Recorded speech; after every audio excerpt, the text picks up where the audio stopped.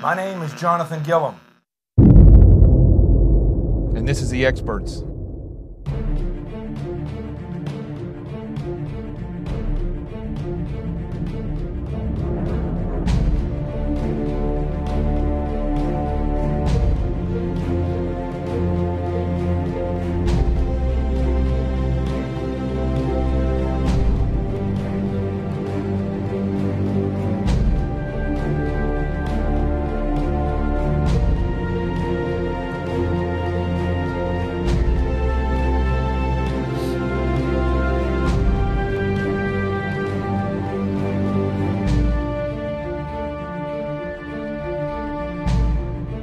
This is Jonathan Gillum.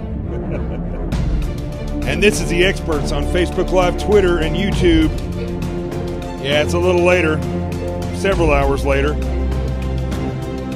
But we're getting the show done. Make sure that you're sharing this show and that you retweet it if you're on Twitter.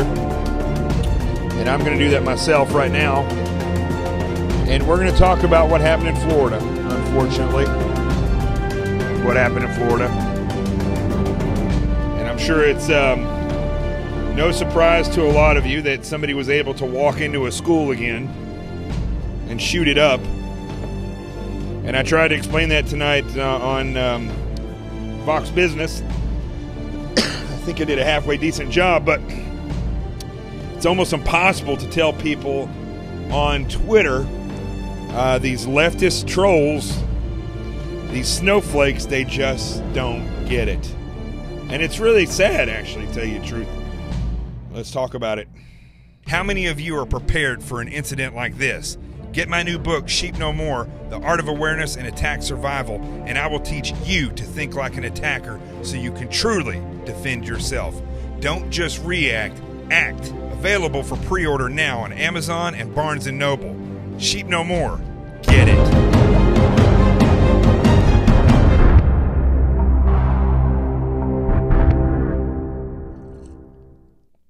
Now, you're going to see me drinking this tea and probably using my Singer spray and maybe my lozenges. Keep this cough at bay. I've been pretty good about it. I didn't cough at all while I was on the Lou Dobbs show tonight. And so the shooting, it happened today. It's another one. I think now if we look at what the latest reports are, 17 now confirmed killed in the massacre. And I mean, there's several things that come out immediately about this shooting. First of all, let's start with the little things and work our way up. Okay, once again, we have someone who was known to everyone that, I mean, literally everyone, that this guy was crazy. I'm not making light of this at all. This reminds me of back when Eddie Murphy and all those guys were on Saturday Night Live, and they did a skit about Buckwheat and how he had shot the president. And when they went and asked everybody about it, everybody was like, oh, yeah, Buckwheat did it. That's all he ever talked about. And they must have asked like 10 or 15 people, and every single one of them was like, they're like, were you surprised that Buckwheat did this? And like, no, not at all. That's all he ever talked about. Now, that was a comedy sketch, but this is real life, and it's so similar. Everybody, I heard them interview right after this started, before they'd even announced the name of the guy. One of the students said that he knew who he was and that he was not surprised at all. Now, that is ridiculous. That should be, not that student for telling us the truth. He's not ridiculous, but it's ridiculous that we live in this country with, we talk about healthcare all the time. We talk about how important it is for everybody to have it. Yet, for some reason, mental health, which is the one thing that kills other people, right? You get cancer, I'm not going to die from your cancer. Tuberculosis, maybe hepatitis or something like that. You can infect me. AIDS, you can infect another person, but that's only through certain interactions. Mental health, as we have seen, has been responsible for what, at least close to 100 children dead.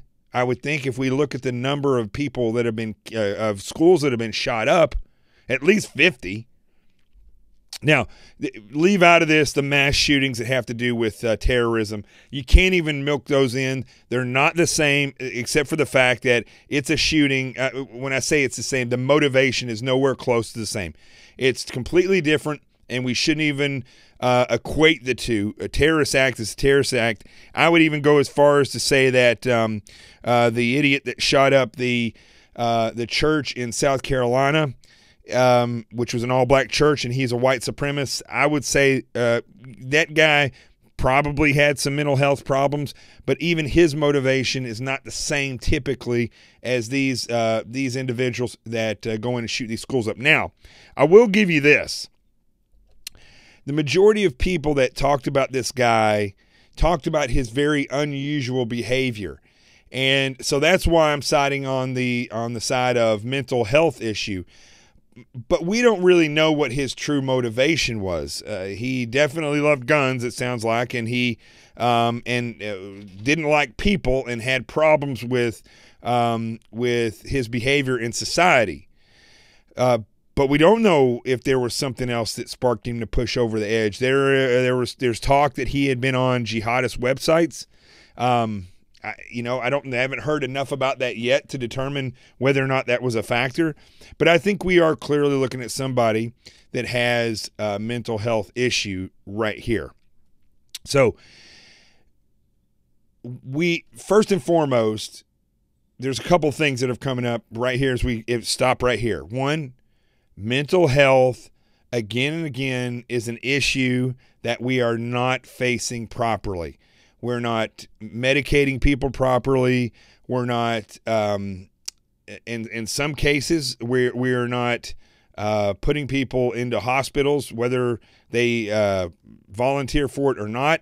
If they show certain threats or they have certain behaviors, they should be at least confined for a period of time so that we can see what the reality is of this mental health disorder and if we can treat it.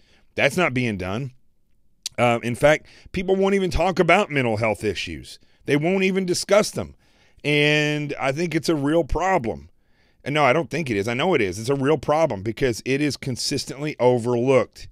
And I think also we need to differentiate in this country between people who have bouts with depression, but they're still function, or maybe they have panic disorders, they still function. Maybe they have sleep disorders or traumatic brain injuries or PTSD, but they still function in a daily basis. We need to differentiate people who have issues that are of a nature that have to do with either injury or chemical imbalance in their brain, but they're functioning people. We need to differentiate that medical issue with people who are deranged and who are antisocial, psychopaths, severe narcissists.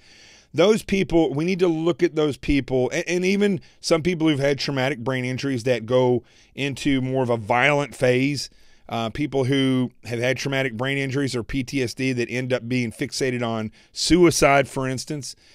Those are real mental health issues that should be treated, and in certain cases, people, potentially should not be allowed to own a firearm or things like that.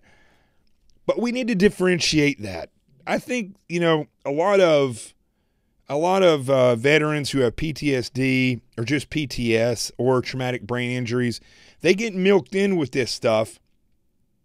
And there is a clear divide where when you look at this of when somebody is functional and somebody is not, it's the same as, I don't know, it's not the same, but like you can have an injury and for a while, like me, I injured my knee. I guess you could consider me disabled right now in certain ways because I can't run. I have to climb into a vehicle like I went to Fox Business tonight. I had to climb into the Suburban that they sent over to take me up there. So, but I'm not going to be a disabled person forever. So I don't think because I have, I screwed my knee up and I had to have surgery on it and I got to go through rehabilitation that I should be on disability. But somebody who had lost a leg, maybe they should be on disability. It's a completely different injury. It's a lifelong injury. That's an injury that not just I could have a limp for the rest of my life, but I plan on becoming functional again, and I'm pretty much functional now. So if somebody loses their arms or their legs or something like that, that's a completely different medical realm that we live in. And I think it's the same with mental health. You have people who have chronic issues, depression, panic attacks. They could have sleeplessness is really, it's a terrible thing. A lot of veterans suffer from this. And post-traumatic stress disorder, where you have, you could be bipolar. I know plenty of people who are bipolar and they function in this world. Several people I know are married to bipolar people, and they function not only in the world but as cops as well. And so that's totally different than this guy and this problem. Jeffrey Dahmer, those types of people, psychopaths, people who have a real issue with that they cannot function regularly in society. We need to differentiate the two, and we need to take care of those people that have these debilitating mental issues and propensities toward violence. Sorry, my dog is laying next to me there. So that's Rico. So that's the first thing. The second thing is one of the last things I did when I was in the FBI, I took part in an arrest of a big drug ring that was out at Hofstra University here in Long Island in New York. And one of the people who was arrested during that day was a young person that was in college. And there was also a pharmacist and a doctor that were involved in this ring. Most of it was prescription drugs. And when they went to go arrest or search the kid's home, he lived with his parents. They went to the door of his bedroom, and there was a padlock on the door. And they asked the parents, "Why is there a padlock on the door?" And they said, "Oh, it's just because he's a very, very private person." Now, I have 3 sisters. They're all very private when we were growing up, and especially my oldest sister, she didn't have a padlock on her door. I mean, if you went in there, you're probably going to get knocked out, but she just didn't want you in her room. Her door was shut. So, and sometimes it was locked, but you could still get in there with a butter knife. But that's a strange behavior for your child to padlock their door. And you're not even going to think to look in that, right? So when I wasn't there, but when they chopped the lock and went into the room, they said it looked like a pharmacy.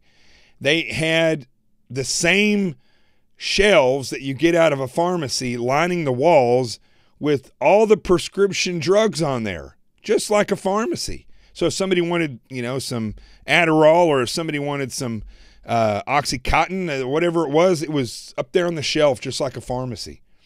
The parents had never been in that room. So they didn't take responsibility for the actions of their child and the things that were going in and out of that house, because they were in denial. And so it's the same thing here when we look at this this individual, 19 years old, I believe he is, that shot and killed 17 people, and I don't know how many have been wounded.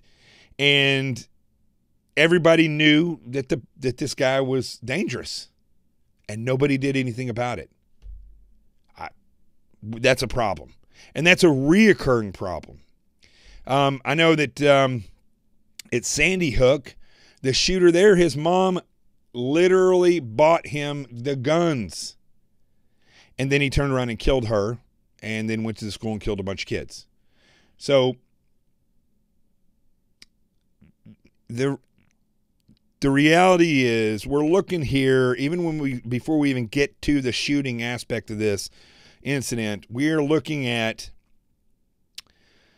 a lack of leadership in this country to look at mental health, to understand how important it is, and to differentiate between people who have some issues with, with their mind or with the chemicals or injuries in their brain, and people who are off the deep end. Why do I keep pulling that up? Because people that need some medication to get by, or some counseling to get by, they're not going to do it because they're afraid that they're going to have a stigma attached to them, and quite often they do. And I think that's wrong. And I think if somebody has, a pain in their side that might be their appendix, it's no different than somebody who's suffering from depression. They need to go see a doctor. Nobody needs to know about it.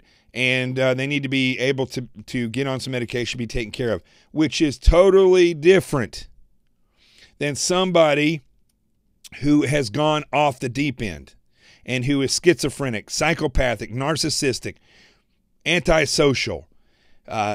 Those people need to be dealt with in a much more controlled manner. Sometimes the control is beyond what they would like. But we have to, the reason I keep bringing this up is that people are afraid to tackle the mental health issue, and I can guarantee you there are people in Congress that are afraid to tackle this issue because they have depression or because they're bipolar, and they don't want to be milked into this. And hey, listen, I get it. I agree. So we need to differentiate there, and we need to talk about these clinical problems that are dangerous, separate from other people who just have some issues with their brain or depression or these other issues that they have. Okay, enough said about that. But it's not being dealt with. Neither one of those things are being dealt with. And the other thing, again, one more time, is that we, the people in this country, have become so dependent and so utterly unempowered, if you will, because of political pressure that in San Bernardino, people wouldn't even tell law enforcement that their neighbors were making bombs. And in this case, everybody knew this guy was crazy, and nobody did anything about it. That he was violent, and nobody said anything. That is a major problem. Now I'm going to have some solutions for these things here in a minute. Next, as we look at the actual incident and we look at the actual attack, like I said tonight on Lou Dobbs on Fox Business, from this point forward, we should never have another shooter inside a school. It should not happen. We should never have this happen again because it's preventable. It's absolutely preventable. Quite frankly, I think backpacks are important in a certain way, but I think that we've gotten to a point where with the schools and the way that kids carry their books to and from home, and doing their homework at home, and they have to carry their books back and forth, I would rather see the backpacks brought into the school and locked, that you're not carrying your backpacks from classroom to classroom. That way it's a sterile environment. You can't walk into a classroom with a bag, with a backpack, and then you could possibly pull out a knife or a handgun, or a sawed-off shotgun possibly. But as far as a shooter that shouldn't be in that school, that was expelled from the school, or a person that doesn't even go to that school, these people should never, ever, from this point forward, we should have no one entering into a school that is not supposed to be there.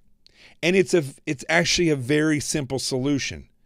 This is just one of the solutions. It's not all the solutions. But first and foremost, and I didn't fully explain this part when I was on Fox Business tonight, we need to get the community together. And we need to get people like myself, other people, not just cops, people who've been an attacker. You know, we're talking about special forces types to go in that have done red cell operations and roundtable operations. There are actually very few of these people that exist, so they'd be in high demand. But they need to get with the community, the parents, the teachers, the staff. They need to sit down and they need to realize that they can look at the schools from an attacker's point of view. It's what I talk about in my book, Sheep No More, and I'm not just pawning the book off of people. You can get this book or not. It doesn't really matter. But the skill set that I teach in this book is such that you sit down and you think like an attacker, and you divide your life up into sectors. And in fact, school in and of itself could be dissected up into several sectors. But by and large, the school itself is one large sector that could be totally dissected and looked at from an attacker's point of view. A parent may come up with something that a school administrator may not come up with, and a school administrator may come up with something different than a janitor may come up with.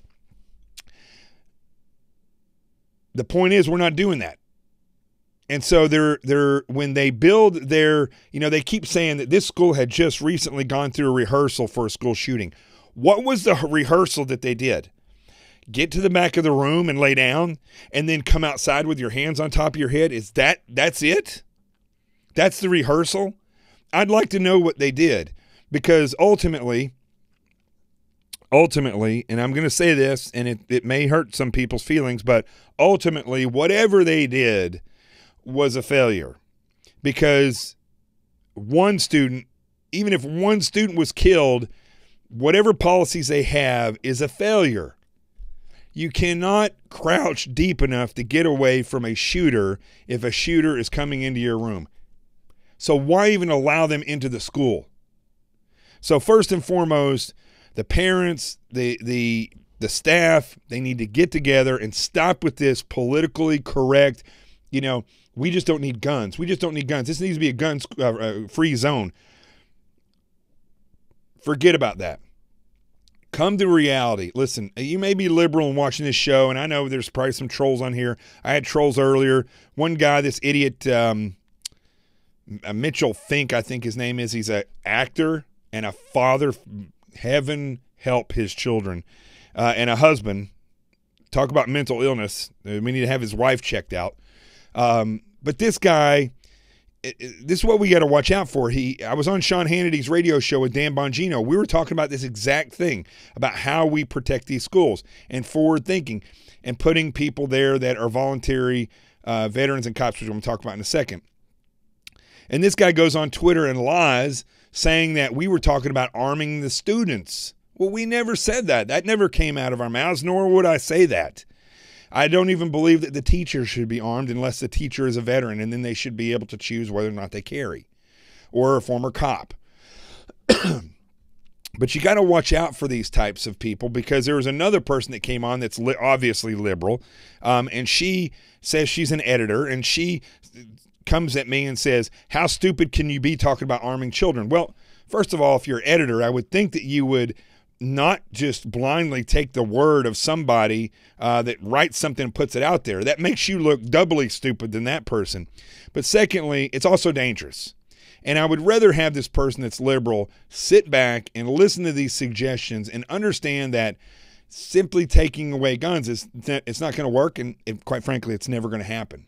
You're not going to take away. That would cause a civil war in this country if you try to take away the guns from the people who own them legally. It's not going to happen. Secondly, even if in your liberal perfect world, if you tried to do that, bad people are still going to have guns. I can't say this enough. From the very second a gun was invented, they will always be in the hands of bad people. Always. If you're drinking at home, nefarious people. That's the nefarious game.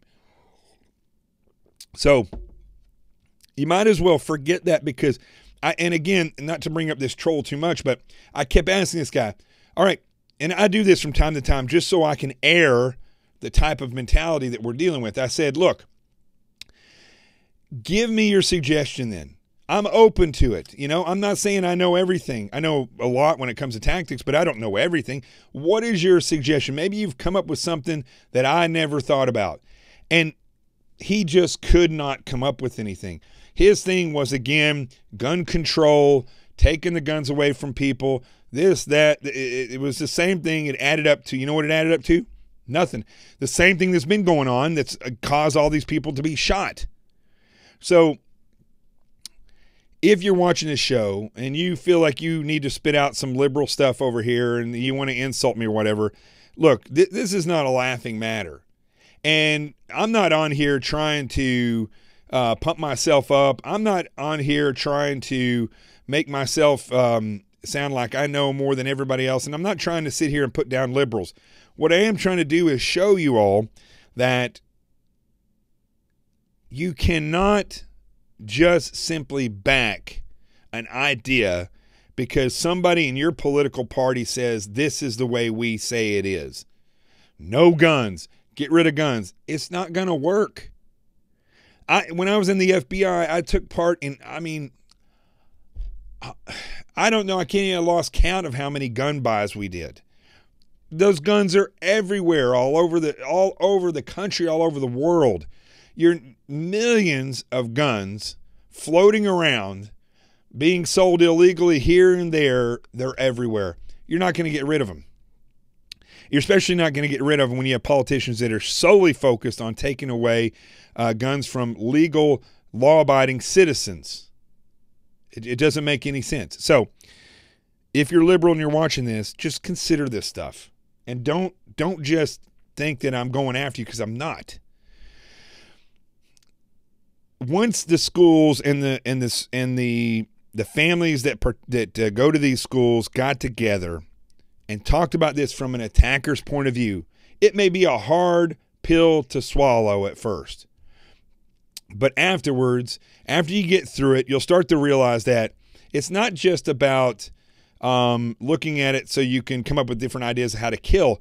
Ultimately, if you want to understand how an attacker thinks, plans, and approaches a target, you have to take a step back and look at that sector from.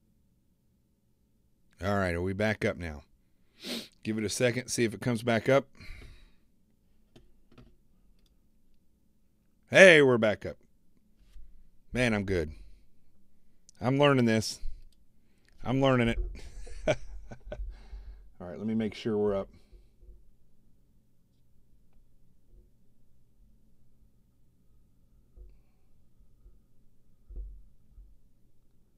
We're up on Facebook. Let me see if we're up on Twitter.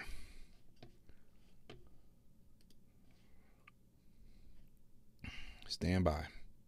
Had a little technical difficulty there. Let's see what happens.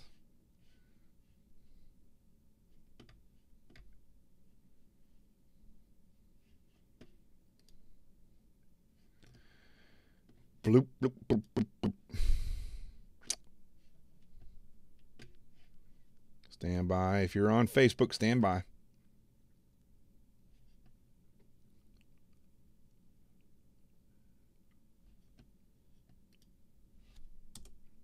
Looks like Twitter is having some issues here. Old Twitter.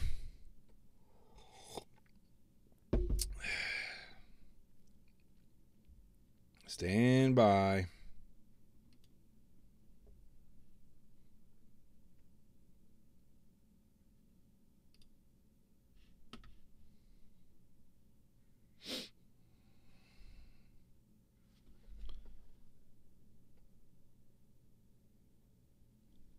Are we back up now? Is this Twitter? Looks like, okay, we're back up now on Twitter. Yeah, okay. So we're back up on Facebook and Twitter. Okay, now, let's get back on track here. What we have to realize is that, I don't know what the heck that was, who knows.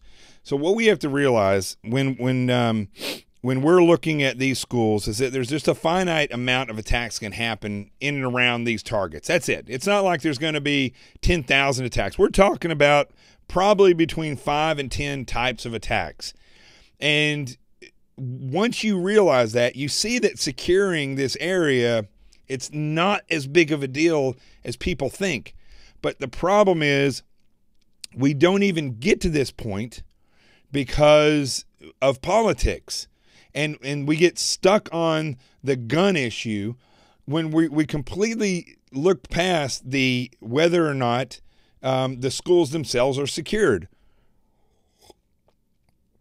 And that is where the biggest problem lies. If we even forgot about the mental health issue, which I don't think we should, I think it's something that, again, that could be very easily fixed. But if we just take that and set that to the side for a second, it doesn't really matter if the community stands up and says, this person's crazy, they might be a threat. If that school is secured properly, and people look at the schools from an attacker's point of view, and they figure out in that sector that there's potentially between 5 and 10 types of attacks that can happen. They're also going to realize that there's a finite number of avenues of approach that an attacker can take. So then you turn around and you do things that for defensive measures to counter those avenues of approach, to counter those types of attacks. And you're going to find that most of this stuff is pretty much free. It's pretty much free. It's not going to cost you a lot if you think outside the box. For instance, ask the fire marshal to come there and determine how many entrances and exits to the outside must be open in order for you to get by legally. Do any of the doors have to be available from the outside?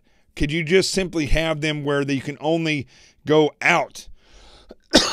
Even though I would ask that question, I would still secure many of these doors where with an alarm system, so that if some kid goes and opens up the door to let somebody in, then the alarm will go off. But this is where we start. We start by looking at whether or not we are able to secure all the doors or not. Once we do that, then you'll be able to determine you've eliminated these 5 avenues of approach. Now you have 3. So how do you secure those 3?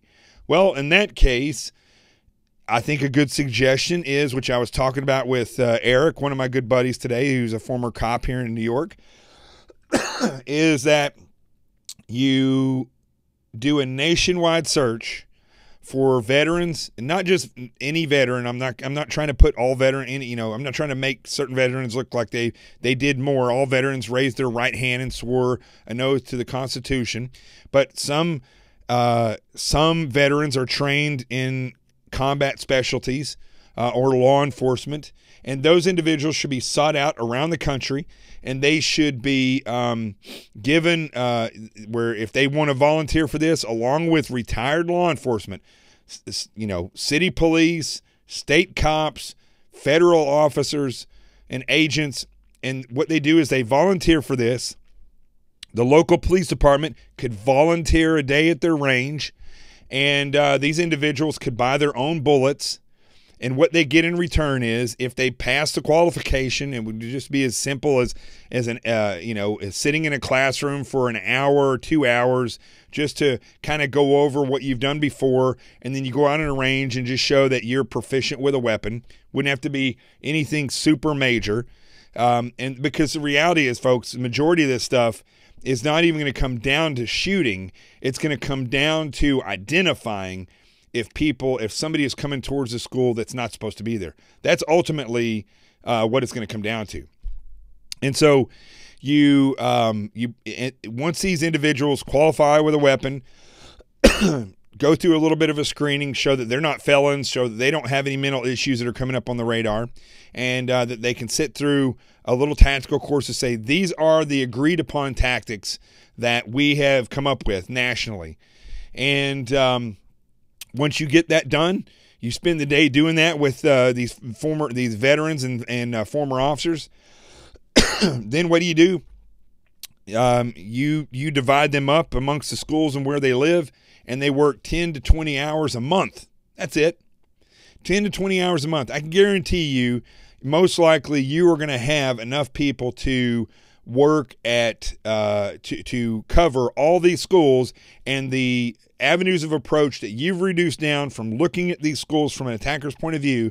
You'll be able to reduce the avenues of approach and then put your veterans and your cop volunteers out there so that they can monitor those areas. That's simple. If they want to wear body armor, they can go buy body armor. If they want to wear, and they could get, if the local police department's getting new body armor, they get a discounted rate on buying that body armor, something like that.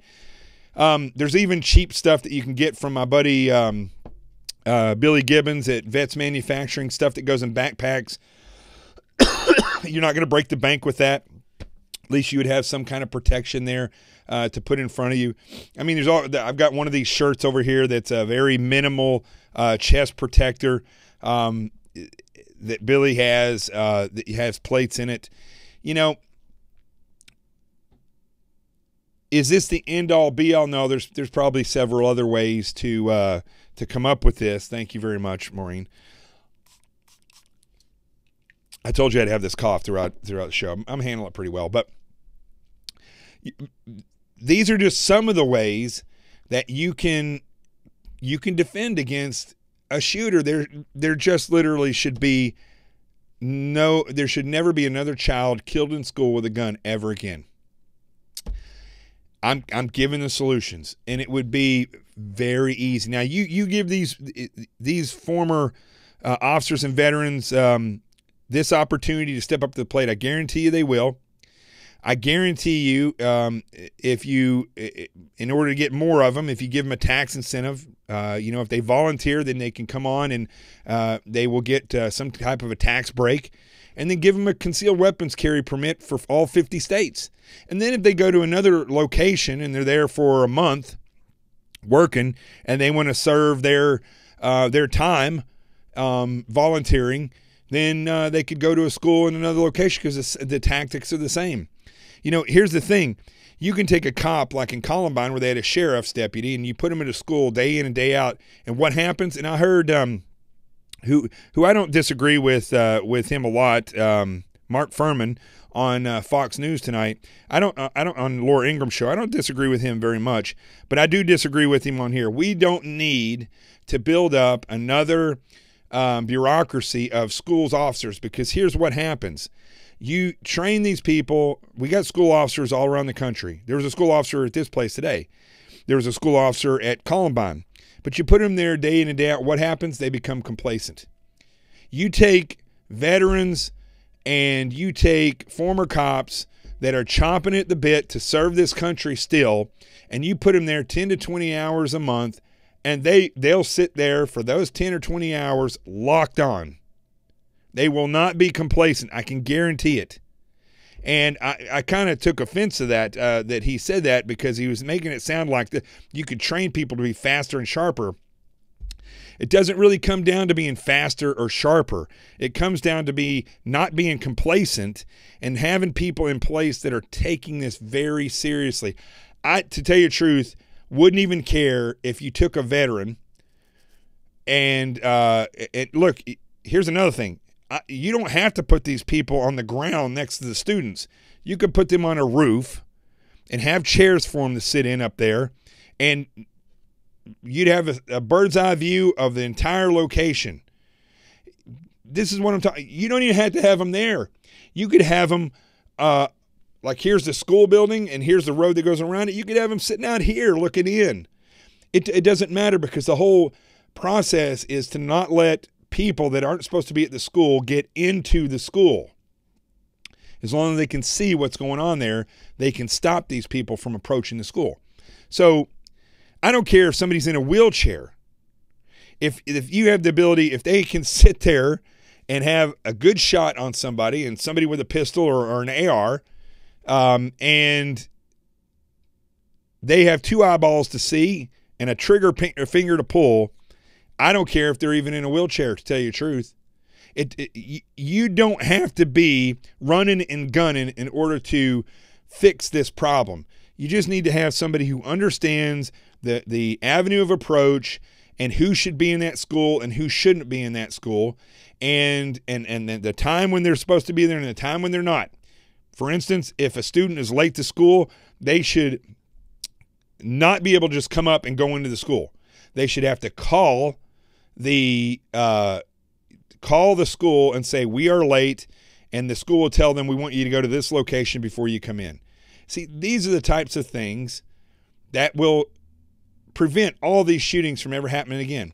Because at that point, let's say you did that, they just call. You don't have to buy radios. Just call the vet or the retired cop that's out there, and you say, we got a kid that's going to be coming up from this location, and they're late for school, and so we're going to allow them to come in here. Boom, just like that. That simple. Now you've controlled that situation. So again, is this the only solution? No, there's probably plenty of these solutions, but we have to start looking for effective solutions, not just we got to get rid of guns. Who is this person that keeps asking who I am that's on Twitter? I would suggest that if you don't know who I am, you go look me up. It's that simple. So anyway, that is, see, here's the other problem is that you have these trolls. Somebody tell me who it is, I'll get rid of them. But you have these trolls that have actually, they have the same mindset as a lot of these people that are in Congress. You know, we had Bill Nelson. I can't remember if he's a senator or a congressman, but he was on all the shows because he's down there in Florida. He's like 3 seconds to death, this guy. And he is talking about how ARs are the problems, AR-15s are the problems. And then he cites Columbine, where they didn't even use an AR-15 in Columbine. They didn't even use that. So these problems are manageable. These shooters are manageable. And the fact is that we don't manage them because of politics and because people have been dumbed down and learned helplessness to where they think that there is nothing we can do except get rid of guns and that's it. And that is absolutely not the problem. That's just, the guns are not the problem. The mental health is a problem, and the lack of awareness and security is the problem. That is why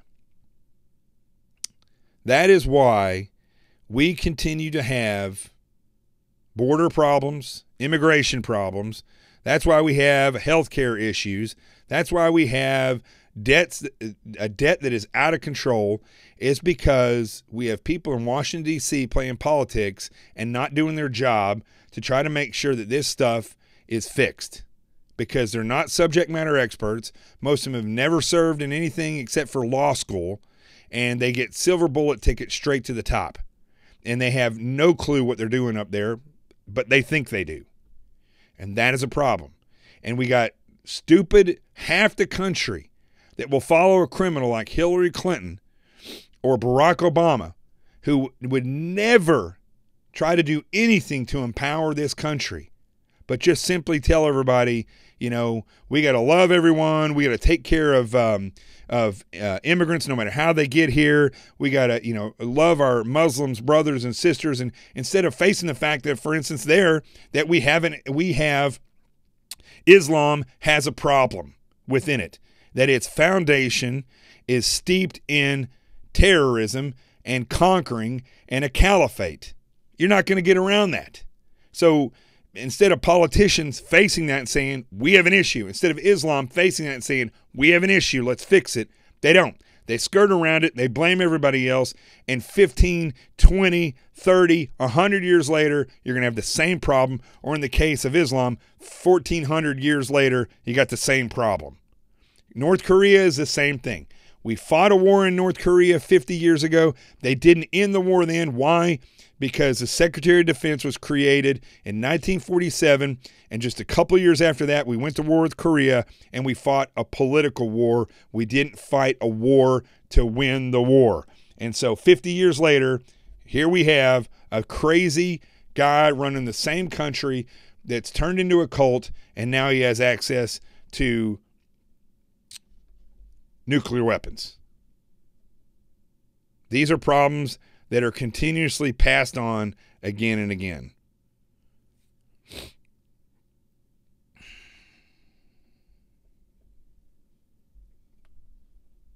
So, go ahead, get your last comment in there, Troll. I'm going to block you next time you come on.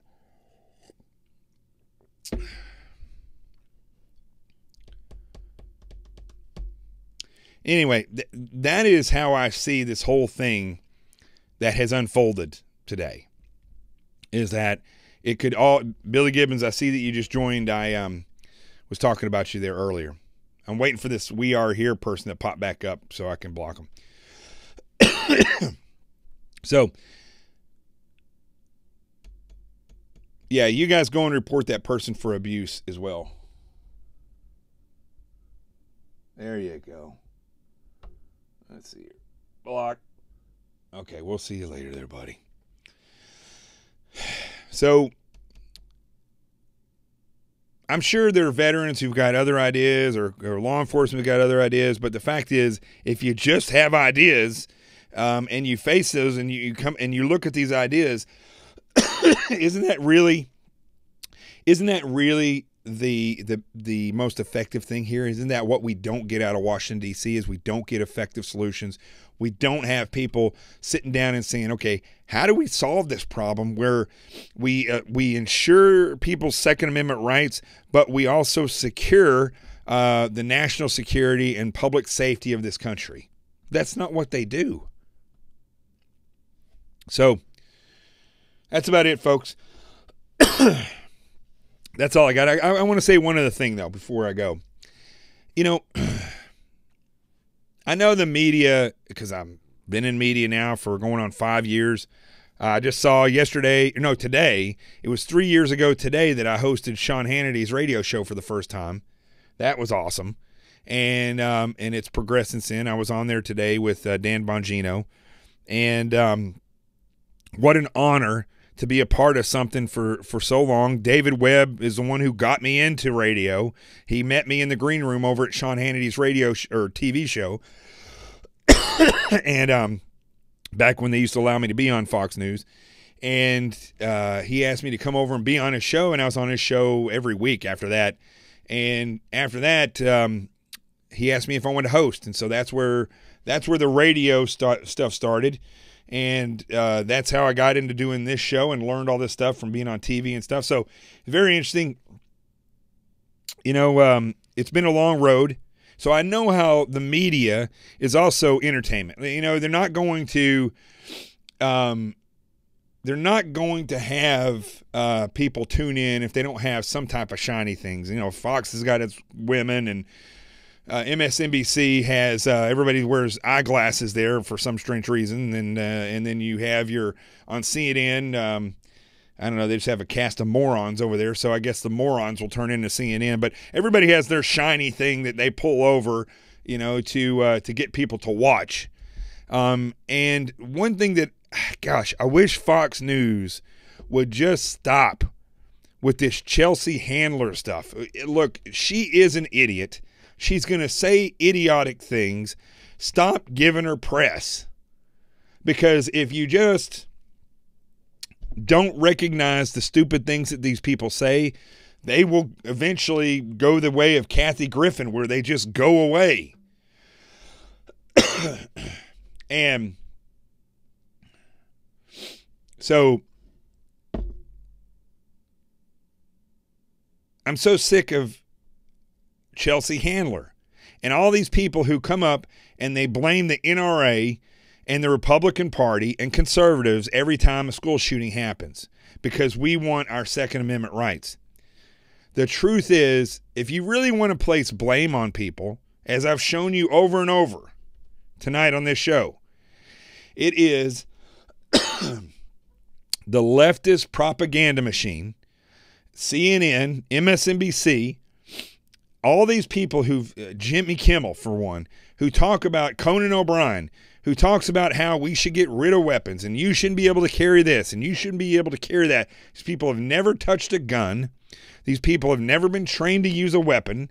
They rely solely either on law enforcement or their paid bodyguards who are armed to protect them. So they're going to have armed protection when they don't want anybody else to be able to have it. But yet they have no solutions for how to secure this country. They don't know how to secure it from a national security standpoint, as Adam Schiff has shown.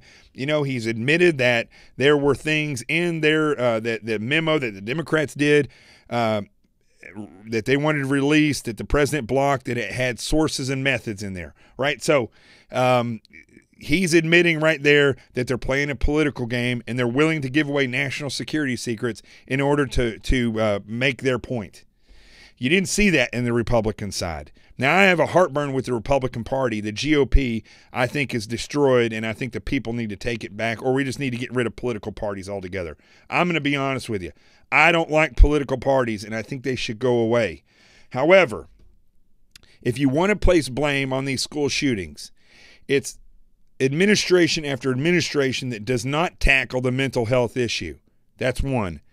It's the American people for becoming so complacent that they don't insist on being able to be empowered, and they lay over and lift their leg like a scared dog when the government says, you can't have a gun. They just roll over and say, okay, here's my gun. Well, the cops will be there. You go lay in the back of the classroom. Okay, we'll do that. It doesn't work. Where does that come from? It comes from the left. You should blame yourself if you're one of the 69 million people or whatever it was, 69%, or I don't remember exactly how many people voted for Hillary Clinton. It's all in the cities, all in the big cities. You should blame yourself if you're with the Democratic Party, even if, and I am speaking directly to liberals this time, okay? I have a lot of friends who are liberal. But I'll tell you, you should blame yourself for these school shootings, and I'll tell you why.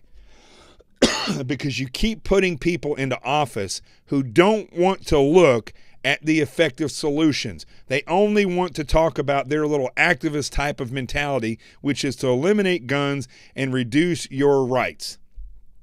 It's not going to work.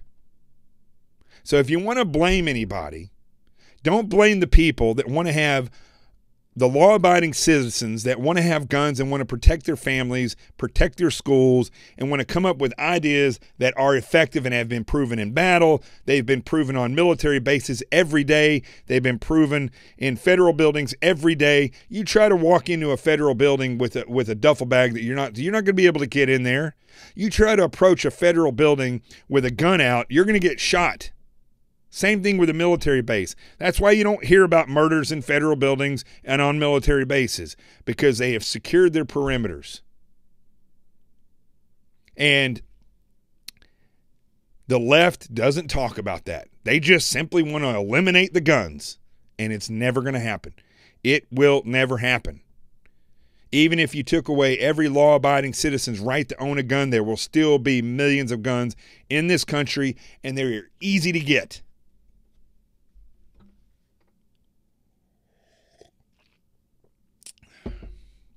It's that simple. Let's see here. Stand by.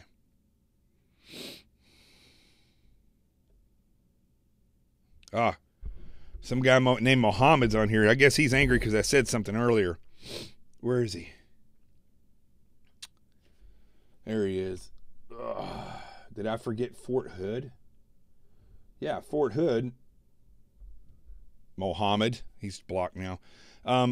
Fort Hood was done by a Muslim terrorist who was a psychiatrist, no less. He's gone. Thank you all. Don't get too spun up on these trolls. They come out every time something like this happens. They don't have any solutions. Most of them they don't do anything but sit behind a desk. Anyway, that's about it. I don't really have much else to say. I'm going to take this dog for a walk, and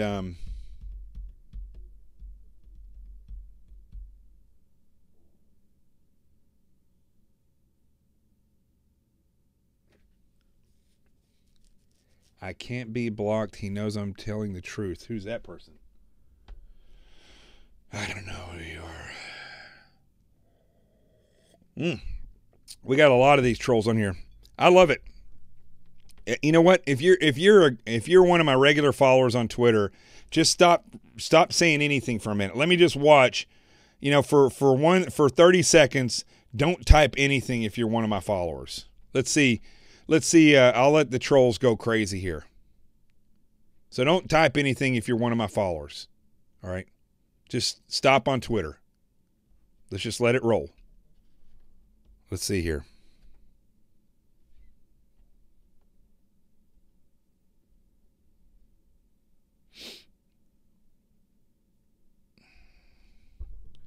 All right, just stop tweeting if you're not a troll. I want to give the trolls a chance to say something here. Let's just see how this works out. I should put this up on the screen. I wish I had a way to do that. You guys just can't, Maureen, you just can't stop doing it. Stop for a second.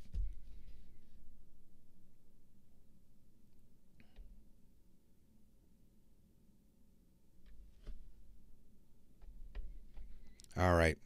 You can't. See, I can't even get, this is what frustrates me. I know I shouldn't get frustrated about this, but I can't even get people who watch me on a regular basis to do something together. I can't even get you to stop tweeting for a second so that I can see the trolls and block them. You see, that's what I'm talking about.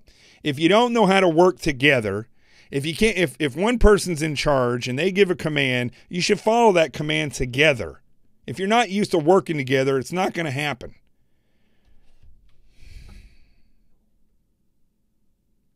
And that's why we get ourselves in these positions.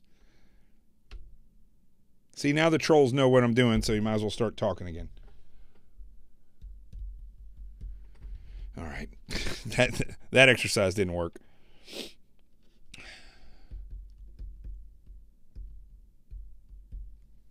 Okay. See, you saw the feisty side of me come out there.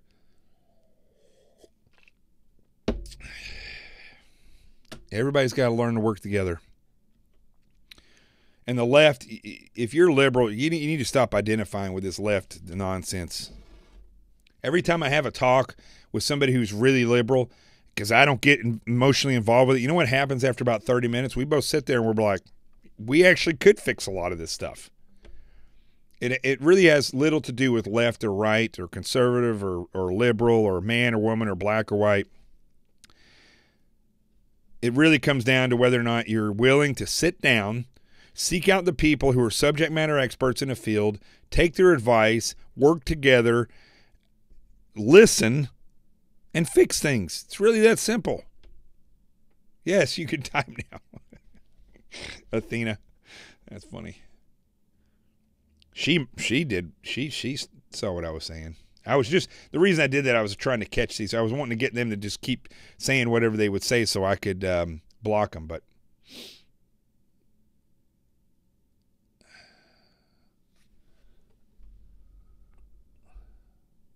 hey, idiot, you forgot the Fort Hood shooting, so you lied.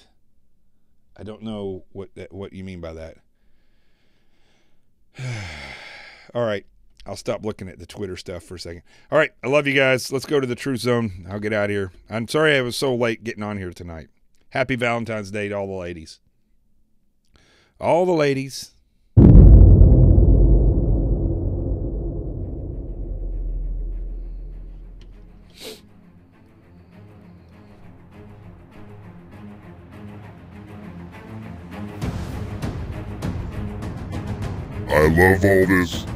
I love all this attention. This is the voice that the trolls will hear when their head hits the pillow. All the little trolls, they'll be going to sleep tonight. Their fingers will be tired from typing on their computers, waging war in their minds. Their blood pressure will be high, and they'll drift off to sleep knowing that they will never amount to anything. If you're a troll, and that's what you do, you are a loser. That's the truth, man. People like myself and the CQRF, we're not losers. No. We're not losers. We wake up every day to be the best that we can be. But not you, trolls. You're crazy. You might be in America, but you're crazy. So go to sleep, little troll. Sleep tight, and know this. That you will never amount to anything because you don't serve anyone but the master that tells you how you should think, what the ideology is that you should follow. You know, you're too stupid to figure out that getting rid of guns isn't going to stop shootings. All you got to do is look in the inner city, everywhere in the United States, all around the world. Make the guns illegal. Take away the Second Amendment. You're going to save no one. No one. But you're going to make the place more dangerous and wide open to attack by drug dealers, subversives, other countries.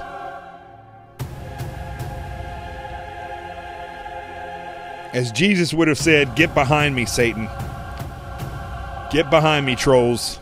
Because this guy and the people that come on this show every night, we are moving forward to a more secure and empowered country. A citizenry that's the way it was when this country first started. Powerful. But even back then, there was a very small percentage of people that stood with George Washington and fought. Now, it was different back then. Not everybody could.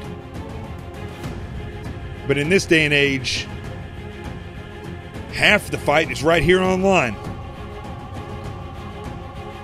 Half the fight is sitting down at a table amongst your peers and figuring out who would attack you, why they would attack you, where, when, how, and why. I said why twice.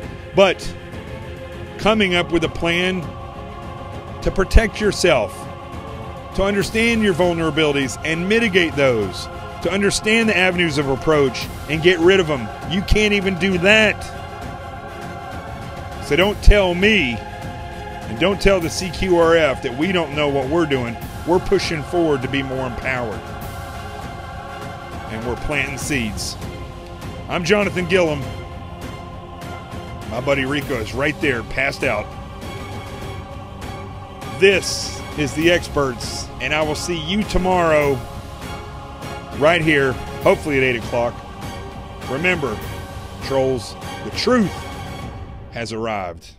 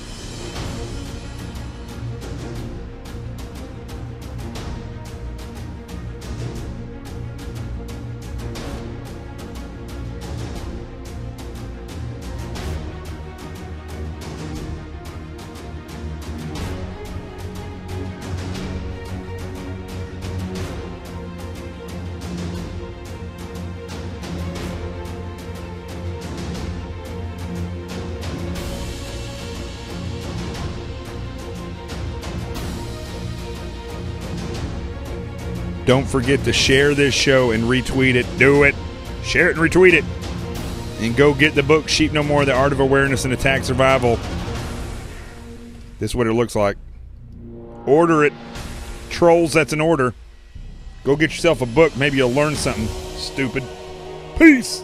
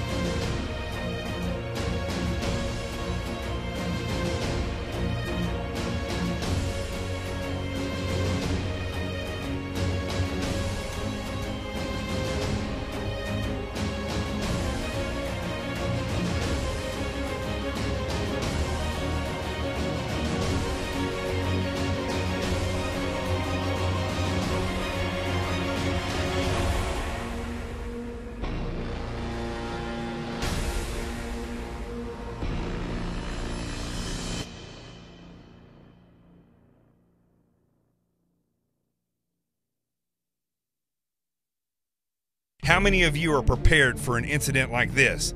Get my new book, Sheep No More, The Art of Awareness and Attack Survival, and I will teach you to think like an attacker so you can truly defend yourself.